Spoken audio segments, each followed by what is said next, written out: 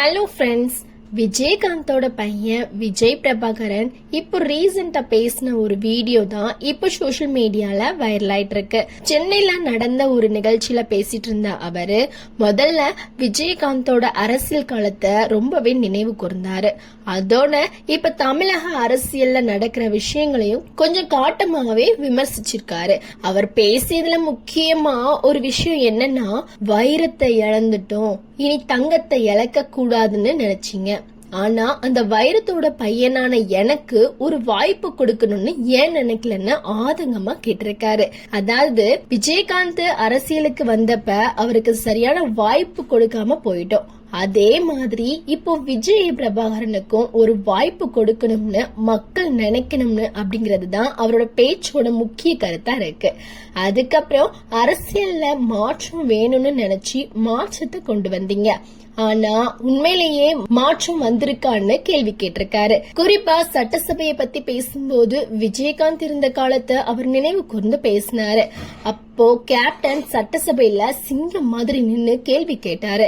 சட்டசபை நடவடிக்கைகளை முழுமையா மக்களுக்கு காட்டணும், ஒரு பக்கத்தை மட்டும் காட்டாம மறுபக்கத்தையும் காட்டணும்னு அப்பவே விஜயகாந்த் சொல்லியிருந்தாரு. அந்த விஷயம்தான் இப்போ நடக்குது அப்படின்னு விஜய பிரபாகரன் குறிப்பிட்டிருக்காரு. அதுக்கப்புறம் தமிழக அரசியல்ல மூணாவது சக்தி உருவாகி இருந்தா அதுக்கு முக்கிய காரணம் விஜயகாந்த் தான் அப்படின்னு சொல்லியிருக்காரு. அதே நேரத்துல இப்போ சட்டசபையில மக்கள் பிரச்சனைகளை பேசப்படுறதை விட ஒருத்தர் புகழ்றது, தனிப்பட்ட விஷயங்களை பேசுறது, இல்லைன்னா ஒருத்தருக்கு ஒருத்தர் சண்டை போட்டுக்கிறது தான் அதிகமா இருக்கு அப்படின்னு விமர்சனம் பண்ணிருக்காரு. இதெல்லாம் பார்க்கும்போது சட்டசபை மாதிரியே தெரியல, பட்டிமன்றம் மாதிரி தான் இருக்கு அப்படின்னு அவர் கிண்டலா சொல்லியிருக்காரு. அதுக்கப்புறம் பிரேமலதா விஜயகாந்த் இப்ப சட்டசபையில நல்லா பேசுறாங்கன்னு எல்லாருமே சொல்றீங்க, ஆனா அந்த நிலைக்கு வர்ற அவங்களுக்கு 20 வருஷம் ஆகியிருக்கு.